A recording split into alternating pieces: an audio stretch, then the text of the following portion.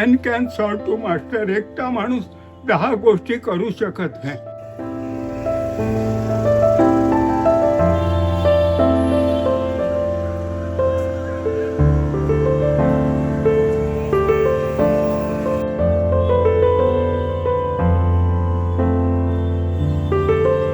माझ्या मना बंद दगड अटळ आहे, रस्ता सारा अटळ आहे, सारी घाण.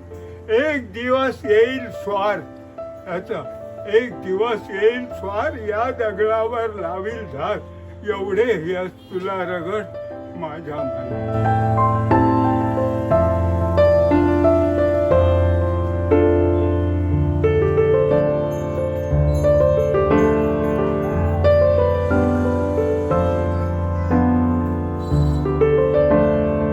आम्हास नको मान मरात बकाशी, कीर्तीची आम्हा चाडमुळे.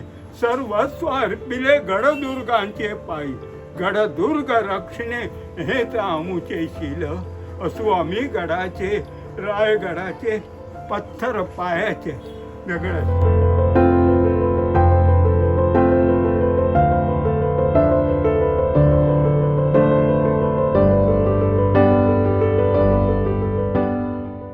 आता मी बसली आहे आप्पा परबांबरोबर. खूप वर्ष त्यांनी, आज 80 वर्षाचे ते आहेत आणि बरेच वर्ष शिवरायांचा इतिहास जोपासण्याचं काम त्यांनी केलेलं आहे. गडकिल्ल्याला नावं कुठून आलेली आहे, वेगवेगळे संप्रदाय कोणकोणते होते, लढाई करत असतील तर त्या त्यांची पद्धती काय होती, गनेमी कावा होता काय, श्रीकृष्ण महाराष्ट्रात आले कसे, बारीक बारीक वस्तूंवर त्यांनी खूप मोठा रिसर्च केलेला आहे.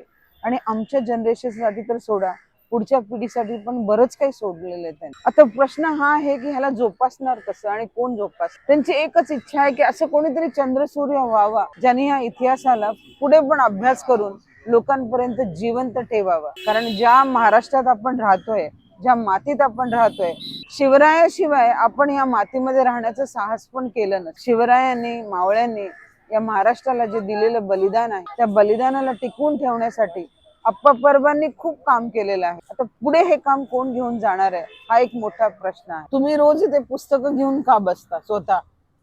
एक लक्षात ठेवा, जगामध्ये 3 गोष्टींमुळे मतभेद होतो: जमीन आणि पैसा. आपल्या आडनावाचं, आपल्या गावाचं, आपल्या दैवताचं, आपल्या शहराचं, आपल्या बंदराचं, आपल्या घाटाचं हे संशोधन. आता जे 1000 किल्ले आहेत म्हणून मी सांगतोय त्याचं, तर कोणी अभ्यासच नाहीये, कोणी अभ्यासच नाही. एवढं लिखाण कोणी नाही. शालेय जीवनात जो इतिहास आहे तो स्कोरिंग सब्जेक्ट आहे. बाह्य जीवनात आहे ते कथा, कादंबऱ्या, मौज मस्ती त्याच्यात आहे त्याचं. पण कसं जगावं हे शिवाजी राजांनी शिकवलं, कसं मरावं संभाजी राजांनी शिकवलं, कसं लढावं ताराबाईने. तिने त्या हातातली समशेर औरंगजेबा पुढे ठेवली होती, तर कोल्हापूर काय सगळं महाराष्ट्र देऊन तो निघून गेला असता. बरोबर आहे. हा जर महाराष्ट्राचा देश आणि धर्म आपण नाही राखला तर काय आहे महाराष्ट्रात, काही नाव राहील. इतिहासासाठी तुम्ही एवढं काम केलंय, इतिहास जोपासण्यासाठी एवढं काम केलंय, तर तुम्हाला काय वाटतं की पुढच्या पिढीने काय करायला पाहिजे? पुढच्या पिढीने हेच आहे, आपल्या आडनावाचा अर्थ शोधला पाहिजे, आपल्या गावाचा अर्थ शोधला पाहिजे, आपल्या दैवताचा अर्थ शोधला पाहिजे, आपल्या आई वडिलांचं घराणं शोधलं पाहिजे, जवळ असलेला घाट शोधला पाहिजे, बंदर शोधलं पाहिजे, किल्ला शोधला पाहिजे. जे काही दैवत आहे नुसते पिकनिक म्हणून नाही, तर ते इतिहास संबंध हिंदुस्थानात महाराष्ट्राला आहे. महाराष्ट्रात जी घराणी आहेत, सातवाहन, राष्ट्रकूट, कदंब, चालुक्य, कुठेही काही त्यांचं लेणे. अरे वा वा, त्याचं बाकी काही आपण करतो का? आता मी सुद्धा काय जेमतेम शिवकाळाचं, हे किल्ले शिवाजी बिफोर क्राईस्ट त्यावेळेला गंगा यमुनेच्या दुहावांना ऋषींचे पुत्र इथे यायचे आणि ते डोंगरावर आपला आश्रम स्थापन करायचे आणि इथे ज्ञान प्रसारण.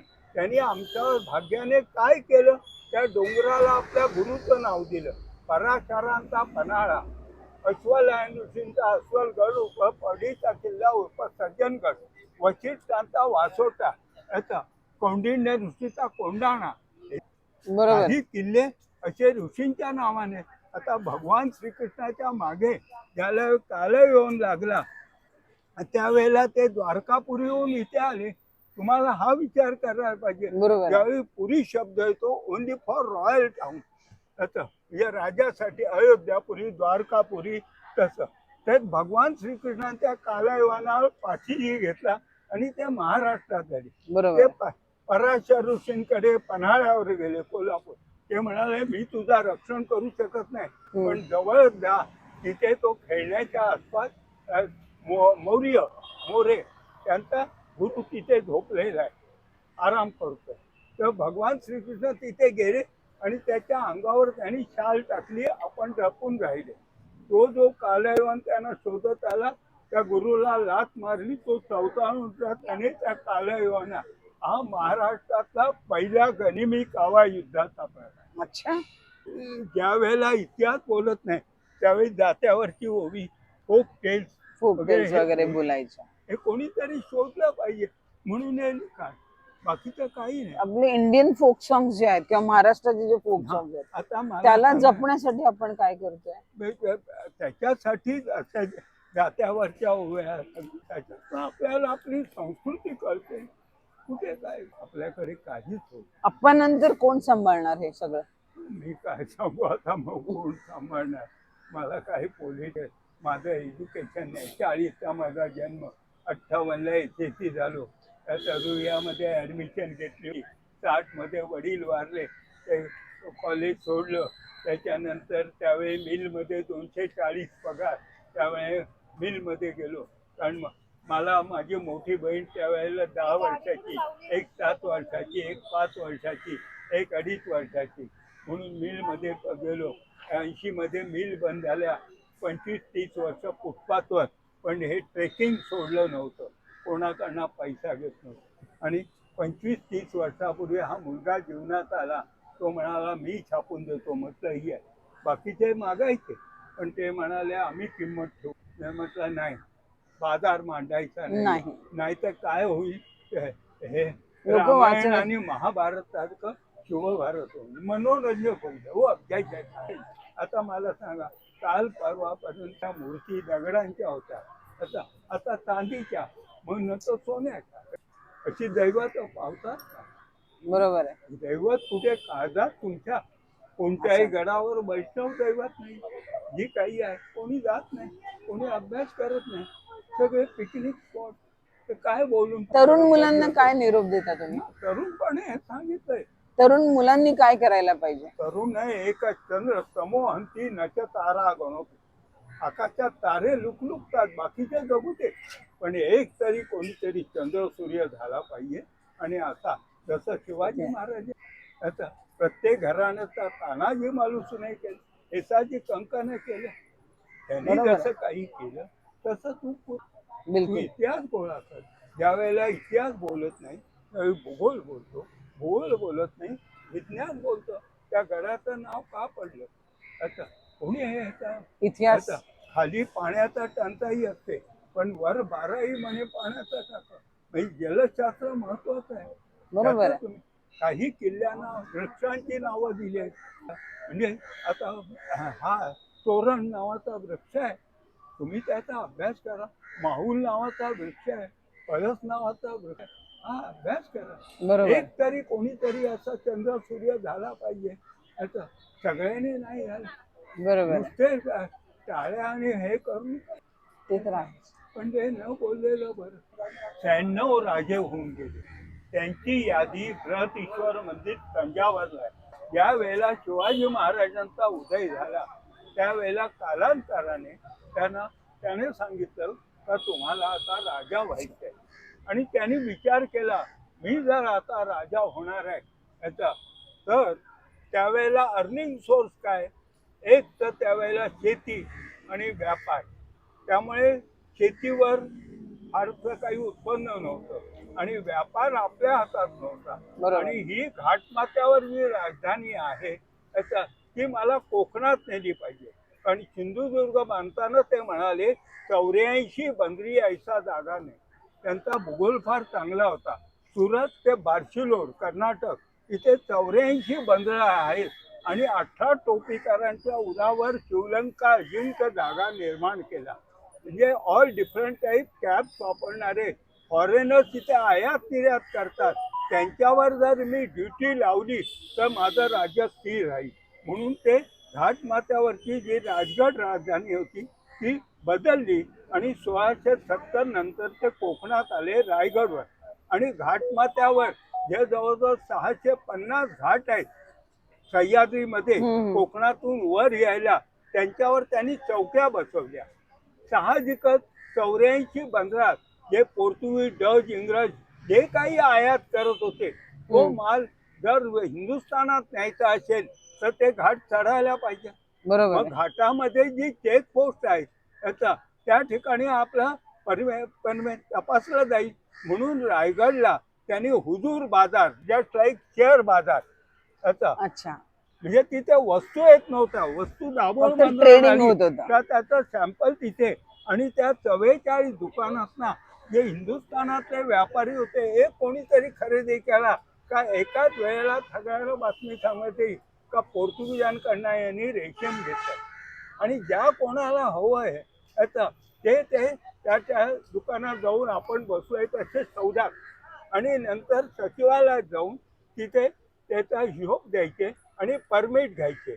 आणि नंतर आता घोड्यावर लादून, बैलांवर लादून ते घाटाने वर न्यायचे. वाटेत चेक पोस्ट, मुलून चेक नाका जायचं अशी चेक पोस्ट होती, तिथे ते तपासलं जायचं आणि त्याला परमिशन देऊन ते झालं. त्यामुळे राज्य स्थिर झालं. आलं का तुमच्या लक्षात? आलं. दुसरं त्यांनी जो पहिला कोरोनेशन सेलिब्रेट तो पाऊस काळात घेतला. पाऊस काळात का घेतला तर त्यांच्या पायदळामध्ये पायदळातले लोक होते. ते म्हणणार महाराज आता 4 महिने पावसाळा आहे त्यामुळे युद्ध वगैरे बंद आहे, आम्हाला शेतीला जाऊन द्या कारण अर्निंग सोर्स आणि पार्ट टाइम जॉब हा इथे आहे. म्हणून ते इथे गेले आणि त्याच्याप्रमाणे तो पाऊस काळात त्यांनी राज्याभिषेक तर ते कसे करून घेतले त्याची माहिती दिली आहे. त्या घाटांची माहिती, त्या बंदरांची माहिती, त्या किल्ल्यांची माहिती. ज्या वेळेला आपण अभ्यास करतो त्यावेळी इतिहास बोलत नाही, त्यावेळी भूगोल बोलतो. भूगोल बोलत नाही त्यावेळी विज्ञान बोलतो. कोणत्याही गडावर त्यांनी असं हे दैवत ठेवलं नाही, वैष्णव दैवत नाही असं, किंवा कोणता साधू संत आणून बसवला नाही. जे काही आहे कारण बलात् धारे ते धर्म हे महाराजांना कळत होतं. त्यामुळे उणी पुरी त्यांची जी 42 पासून 80 पर्यंत कालखंड आहे त्याच्या वेळेस त्यांनी 500 लढाया केल्या, पण कोणत्याही लढायांमध्ये तोफा बंदुका वापरले. अफजलची युद्ध करताना त्यांनी तोफांचा मारा केलेला नाही आहे. तोफा या गडावर संरक्षणासाठी होत्या. तर अशा प्रकारे निरनिराळे विषय इथल्या महाराष्ट्राचा दगडांचा हिशोब, जलशास्त्र, मूर्तिशास्त्र, बंदरशास्त्र वगैरे आणि वनस्पतीशास्त्र, जीवशास्त्र असं जे, कारण शतेषु जायते शूरा सहस्रेषु च पंडिता वक्ता दश सहस्र. तुम्ही जर असा हे केलं साहजिकच तुमच्या घराण्याचं नाव उज्ज्वल होईल. एकच चंद्र समोहंती नच तारा गणम. तारा वगैरे लुकलुकतात, पडले का तो दगड असतो, परंतु सूर्य चंद्र हे दैवत राहिले. तर अशा प्रकारचं महाराजांचा हा जो इतिहास आहे हा महाराष्ट्राला हे तुम्ही हे पोर्तुगीज जे आहेत, पोर्तुगीजांनी किती किल्ल्यांवर आपला कब्जा केलेला होता? पोर्तुगीजांना आता एक माणूस सगळं काही करू शकत नाही. बरोबर. महाराष्ट्रात जवळजवळ 1000 किल्ले आहेत, त्याच्यावरचे हे कमीत कमी 400-500 किल्ले तरी याचे आहेत. त्यांच्यावर त्यांनी उत्तर काळामध्ये येऊन आक्रमण केलं आणि यू हॅव टू फाइंड ते किल्ले कुठे कुठे आहेत. आता सगळेच किल्ले काही मोठे नसते, बरोबर, छोटे असतील, काही गेट असतील, तर त्यांचा अभ्यास झाला पाहिजे. म्हणून अशी पुस्तकं, हे जे पुस्तक आहे ते रायगडवरची बाजारपेठ आपल्याला त्यांच्या मार्केट बद्दल सांगते. हे पन्हाळगड हा पराशर ऋषींच्या नावाना पन्हाळगड झाला. तो किती जुना आहे त्याचा इतिहास, त्याच्यावर पुरंदर हा इंद्राच्या नावाने किल्ला आहे त्याचा इतिहास आहे. हा सिंधुदुर्ग महाराजांनी बांधला त्याचं बांधकाम वैशिष्ट्याचं आहे. हे रायगडचा परिसर, त्याच्या पुढे असलेले 16 घाट, त्या ठिकाणी असलेल्या निन्या समाध्या वगैरे ह्या बोलक्या होतात. कधी बोलक्या होतात? शहरात बसून नाही. तुम्ही ज्यावेळेला पदभ्रमण करता त्यावेळेला त्या तुम्ही केले पदभ्रमण हो, सगळीकडे? 75 वर्ष काय केलं तेच केलं. वयाच्या 10व्या वर्षीपासून आता हेच केलं आणि म्हणून इतकी बडबड. शहरात नाही कोणी मला ओळखत, पण ज्याने कोणी मला गडांवर ऐकलंय ते आयुष्यात कधी विसरू विसरणार नाही. शकणार नाही. कारण तिथे प्रत्येक मूर्ती, प्रत्येक दरवाजा, प्रत्येक बुरुज, आता प्रत्येक घर हे सगळं बोलायला लागलं. आणि त्याच्यावरच ही पुस्तकं आहेत.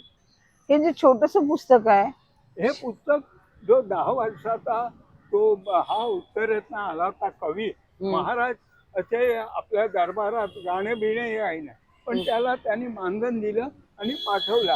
पण त्यांनी जे काव्य दिलं ते आज इतर जी उडत्या पक्ष्यांची गाणी आहेत त्याच्यापेक्षा असं इंद्रजी मी जिंब पर्व वाढो असो, शिवाजी न होते तो सुनत होती सबकी, अशा अच्छा, प्रकारचे ते वा वा काव्य वा. आहे. हे जिजामातांना जे मुलं झाली त्यांचा इतिहास आहे हा. किती मुलं झाले त्यांना? 6 मुलं झाली त्यांना. ते कोणालाच माहित नाही आता. हो, कोणाला माहित नाही. You have to find. ते ज्यावेळेस शोधलं त्यावेळेस त्यांच्या पत्रिका सुद्धा शिवाजी महाराजांच्या मिळाल्या. हे काय बरोबर. अच्छा, त्यांची पत्रिका पण आहे याच्यामध्ये. हा, 10व्या शतकामध्ये जे खिलार घराण्याने 10 किल्ले बांधले त्याचा त्या किल्ल्यावर भगवान श्रीकृष्णाने गनिमी कावा युद्ध आणि रायगड ही राजधानी आहे तिची माहिती. अच्छा, आता पुढची जी पुस्तकं येणार आहेत ती कोणती आहेत? आता जे येणार आहे ते वाळकेश्वर ते पालघर. पाल हा शब्द ओनली फॉर ट्रेडर. अच्छा. पालं पडली म्हणजे टेंट तिथे पडली. टेंट पडले. असं जिथे जिथे पाल शब्द असा सापडेल त्या ठिकाणी Trading त्यावेळेला होत वाहतूक होती. व्हायची आणि मुक्काम पाडायचे. हे Okay. तुम्हाला शोधलं पाहिजे. नाही, हे खूप म्हणजे नवीन आहे आम्हाला ऐकायला. त्याच्यावरनं आपल्याला त्यावेळी व्यापाराची कोणत्या रूटने जात होता, कोणत्या घाटाने जात होता, कोण जात होते, कुठे त्यांचा मुक्काम, ते आपल्याला समजतं. तुम्ही हाताने लिहून हो. काढता आताही? बापरे.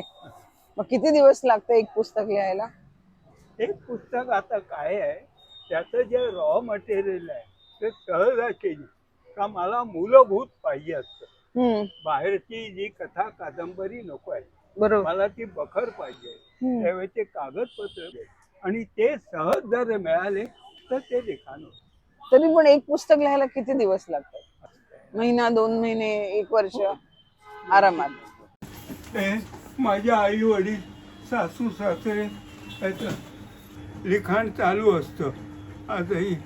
आता जे लिहितोय तर संभाजीराजांचं त्यांची पुस्तकं ऑलरेडी आली आहे. त्याचं अशी तो 10 सेट पाठवतो. मग मला आता जमत नाही, हा मला आणून देतो आणि मग तिथे 7 वाजेपर्यंत बसतो आणि मग घरी येतो. मोठी मुलगी जेवण देते आणि धाकटी मुलगी फिजिकली सगळं बघते आणि अपेक्षा काही नाही. हे जे आहे हा ब्रेन हॅमरेज आहे. बाकी मी घड्याळ वापरत नाही, फोन वापरत नाही, AC नको, BC नको, काही नाही. ऑलवेज ॲज ए स्टुडंट सारखं लिखाण चालू असतं. आणि आता नवीन वर्ष तुम्ही करताय अशी 54 नवीन वर्ष, उद्या जे शालिवाहन शक आहे अशी 54 नवीन वर्ष महाराष्ट्रात झाली. पण कोणी कोऑपरेशन देऊन येतच नाही सांगायला. याचा हे बघा, ही कालगणना पद्धती निघाली महाराष्ट्रातली. तर अशा प्रकारचं कोणीतरी करावं. No man can solve to master. एकटा माणूस 10 गोष्टी करू शकत नाही. तुम्ही ते आणि सरळ सोट कागद मिळतील असं नाही. पूर्वी काय लायब्ररीमध्ये वगैरे जाऊन द्यायचे ओरिजिनल डॉक्युमेंट. कारण मी इथे संकलक म्हटलं आहे, मी लेखक किंवा इतिहासाचार्य वगैरे नाही. फक्त जे काही कलेक्शन केलं आहे याचं ते कोणाला वाटलं का बाबा हे चूक आहे तर तू मला सांग. जसं आता सांगितलं तुम्हाला महाराजांच्या 8 राण्या होत्या त्यांची माहिती आहे, त्यांच्या मुद्रेविषयी माहिती आहे. ते सिंहासनावर बसले तो पहिलं त्या सोन्याच्या सिंहासनावर त्यांनी वाघाचं कातडं घातलं, ह्याचं बैलाचं ह्याचं, कारण ते शेतकरी कामकरी पक्षाचे होते. त्याच्यावर त्यांनी वाघाचं, कारण वाघ महाराष्ट्रात आहे, त्याच्यावर त्यांनी सिंह हिंदुस्थानात आहे, आणि त्याच्यावर यू हॅव टू थिंक बोक्याचं कातडं घातलं. कोणी विचार नाही केला बोक्याचं का. बोका कधीही आपल्या पत्नीची ऑर्डर ओबे करत नाही. तो मांजराबरोबर खायचे स्वयमेव मृगेंद्रचा तसा हा राग. तो सर्कशीतही नसतो, बाकी सगळे प्राणी असतात, पण बोका नसतो. अशा प्रकारे इतिहास बोलत नाही, त्यावेळी भूगोल विज्ञान वगैरे बोलून मी सगळं हे लिखाण करतो आहे. आता आणि मोठमोठ्या इतिहासकारांची मी त्यांची क्षमा मागतो. याचं त्यांनी जे काही लिहिलं आहे ते ललित साहित्य आहे. याचं त्यांनी होण्यापुरा आयुष्यामध्ये 500 लढाया केल्या, सगळ्यांनी ते पुस्तक फेकून दिलं. याचा मानवनाने म्हटलं त्यांनी ऑर्डर दिल्याशिवाय किल्लेदार लढणार नाही, सेनापती लढणार नाही, सरदार लढणार. प्लॅनिंग महाराजांचं आहे त्या युद्धाचं. अशा प्रकारे कुठेही तोफा बंदुका वापरल्या नाहीत. शस्त्रांवर ऑथॉरिटी आहे कोणत्या प्रकारची. एक तुम्ही फाइंड आउट करा. 17व्या शतकामध्ये तुळाजी आंग्रेने पोर्तुगीजांनी एक तोफ महाराष्ट्रात आणली होती, जी त्यांनी विजयनगरला विजयदुर्गाला बनवली. ती ॲट ए टाईम 20 शॉट्स सोडायची, जस्ट लाईक बोफोर्स. त्याचा माझ्याकडे रेकॉर्ड आहे, त्याचं कोणी ती शोधली नाही. एक तोफेचा असे 20 गोळे सोडायची ती तोफ, पण महाराष्ट्राने नाही शोधली. असं सगळं हत्यारांचं नाण्यांचं. शिवाजी महाराजांनी तांब्याचं नाणं पाडलं, रुका, सापिका आणि तिरुका 4 ग्रॅम, 6 ग्रॅम आणि 12 ग्रॅम. चांदीचं नाही पाडलं. का नाही पाडलं ते नाही, सोन्याचं पाडलं असं, पण ते मुंबईकरांनी नाकारलं, त्यामुळे ते चलनामध्ये आलं नाही सोन्याचं होऊन. तसं नाण्यांवरही आता हत्यार दगडांवर जे महाराष्ट्रातच फक्त तुम्हाला आकाशातनं पडलेली उल्का सापडते, पण तुमचा जिओलॉजिकल स्टडी असेल तर ते तुम्ही म्हणू शकता ही उल्का आहे, याचा हा दगड आहे. तर असा दगडांचा अभ्यास, नद्यांचा. आता लग्नाची हे म्हणताना तुम्ही ब्रह्मपुत्रेचं नाव घेत नाही. का नाही घेत? गंगा, सिंधू, सरस्वती, यमुना, याचा ब्रह्मपुत्र नाही, कारण तो नद आहे, पुल्लिंगी शब्द आहे. आणि तसा नद या पुण्याजवळ जो राजगड किल्ला आहे त्याच्या खाली आहे. मी तो फाइंड आउट केला आणि माझ्या पुस्तकात मांडला, आणि म्हणून तिथे क्षात्र धर्माचा उदय झाला असं.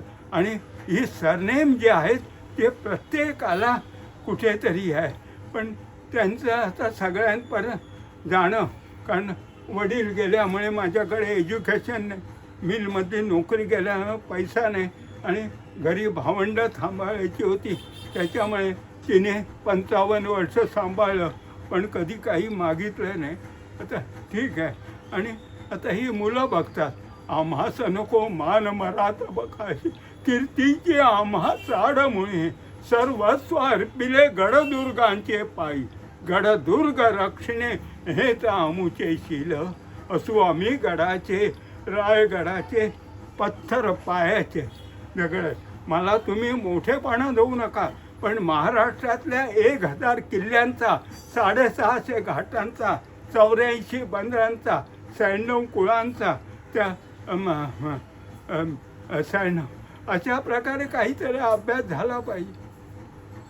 कोणी नाही ऐकत, कोणी नाही ऐकत. आता थकलो. आता माझं भाग्य तुम्ही घरी असे आलात त्याचं काही मला नाही आहे. मला फक्त एकच आहे, एकच चंद्र समोहन. जे मगाशी सांगितलं तुम्हाला, आकाशात तारे लुकलुकतात याचं, पण एक चंद्र सूर्य असा प्रकाश. आणि काही ठिकाणी कसं आहे, आता प्रत्येक गडावर दक्षिण दिशेला ही काळूबाई कालिका वगैरे असते, ती मृत्यूची देवता आहे. You have to think. कारण तिचा मुलगा यम आहे. आपण यमाला यमाजी भास्कर म्हणतो. त्याचे वडील सूर्य आहे. म्हणजे ते पूर्वेच्या, आणि ती डाव्या बाजूला वामांगी रखुमाई दिश. त्यामुळे प्रत्येक गडावर ती डाव्या बाजूला आहे. अशा प्रकारे अभ्यास केला. आता किल्ला हे नुसतं ऑब्जेक्ट, आम्ही काय अष्टविनायक, पण नेमका गणपती, कोणत्याही गडावर गणपती नसतो, विष्णू नसतो, लक्ष्मी नसते, जी उग्र. तर अशा प्रकारचं यू हॅव टू रिसर्च. हा कळ कोणत्या सातवाहनाने बांधला का? उद्या आता जे नवीन वर्ष आहे ना, आता ते ज्या वेळेला होऊन महाराष्ट्रात आले त्यावेळेला यांना समजलं सातवाहनांना, आणि ते आपले लोक सैन्य घेऊन त्यांच्यावर गेले. माझ्याकडे सातवाहनांचा इतिहासाची पुस्तकं नाही, जेवढं मी शिवाजी महाराजांचं. आणि त्यांच्यावर हल्ला केला, त्यांचे टेंट जाळले, त्यांचा पाडाव केला, आणि आपली गुढी, तो गुढीपाडवा, आपला झेंडा, त्यांचा पाडाव केला. आणि म्हणून आपण त्याला शालिवाहन शक म्हणतो, कारण ते शक होतं. त्या प्रकारे त्या घराण्यांचा ह्याचा त्याचा अभ्यास. कारण एकटा माणूस सगळं काही नाही करू शकत. आता तू जसं ठाकरेंचं म्हणते, तर ती ठाकरेंची मला हे माहीत आहे का, नागपूरच्या कागदपत्रामध्ये बरेच वेळ त्यांचा होईल, पण मूलभूत त्यांचं कुठच्या बाजूने ते वर आलेत तसं. आणि काही हुद्दे आहेत. आता ज्यावेळेस तुम्ही दळवी म्हणता, तर दलवाही, दल म्हणजे सैन्य, त्याचा केअरटेकर. पेशवा वाही, तो पेशवा आहे याचा. तर हे हुद्दे, पाटील, पट्ट लिख्याती ती पाटीला, सेंट्रल गव्हर्नमेंटच्या पट्टराणी म्हणतो. पट्टा जो गावामध्ये नोंदी ठेवतो तो पाटील, तो पटवर्धन, पट्ट वर्धा येते ती पटवर्धना. असं तीच घराण्यांची. त्याची पहिली यादी बृहदीश्वर मंदिर तंजावरला मिळाली, आणि मग हे ते घराणी शोधत गेलो. असं हे मराठी 4थीपासनं 1950पासनं असं लिहायलं आहे. ह्या डायऱ्या जवळजवळ 100 आहेत त्या बघ, डायऱ्यांमध्ये, आणि ह्याच्यामधनं लेख आहे. ती मुलगीच जी हे म्हणते सांभाळून कोणाची. कारण बरेच वेळ मरणाचा रायगडला चढत होतो, वाटेमध्ये काही लोक एका पांढऱ्या दगडाला रंग फासला आणि बांधकाम करणं. मला संशय आला. मी इथे येऊन ते पेपरला डिक्लेअर केलं. 2 वर्ष तिथले लोक ते मारायला. अरे तुमच्याकडे काय पुरावा आहे का तिथे मोंगल होते? औरंगजेब ठीक आहे, पण तुम्ही याचं काहीतरी मडं बांधायला जात आहे. कारण एकदा तुम्ही तिथे मस्जिद दर्गा बांधला का गडांवर तेच झालं. हे काही न बोलणं बरं. याचं तेच मुलं म्हणतात. असं शिवाजी पार्कमधलं सांगितलं का तिथल्या त्या पुतळ्याच्या खाली जो पुतळा आहे तो बसलेला दाखवला आहे. आणि मी म्हटलं हिंदूपत पातशाहीच्या सिंहासनावर महाराज जोडे घालून बसणार आहे. माझ्या सामान्य माणसाच्या घरात येताना जोडे काढले, तर सिंहासन हिंदूपत्व ते कशाला?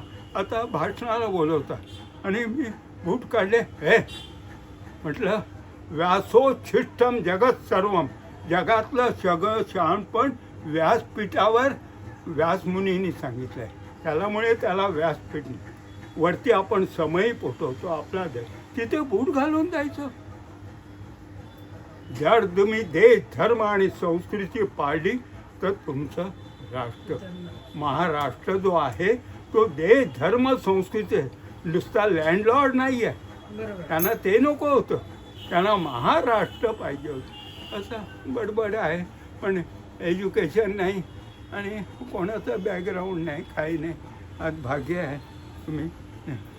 70 वर्ष वयाच्या 10व्या वर्षीपासून गडकिल्ले फिरून प्रत्येक माहिती जमा करून हाताने एक एक माहिती लिहिलेली आहे.